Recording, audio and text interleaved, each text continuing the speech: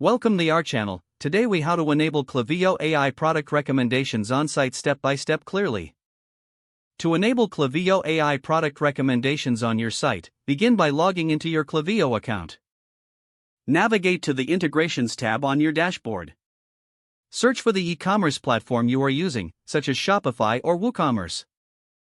Click on the integration to access its settings. Follow the prompts to connect your store with Klaviyo if you haven't done so already. Once connected, go to the Products section in Klaviyo. Here, you will find options to manage your product catalog. Ensure that your product feed is correctly set up and up to date. Next, look for the AI Recommendations feature within the product settings. Toggle the AI Recommendations feature to the on position.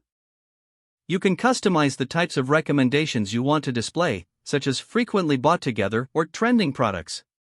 After configuring your recommendations, head over to the campaign or flow where you want to include these suggestions.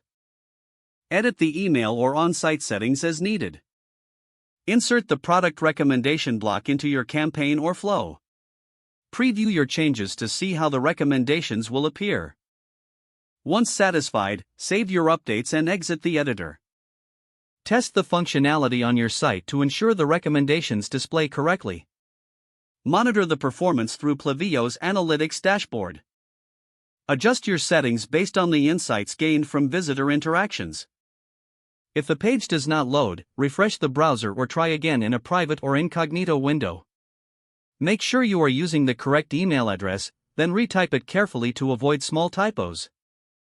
If your password is not accepted, use the reset option and create a new strong password you can remember. Check your spam folder for verification or security emails, then complete any requested confirmation steps.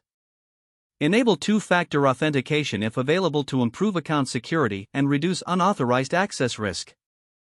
After signing in, review your profile details so your contact information and settings are accurate and current. If you see an error message, note it down and try again after restarting your device and internet connection.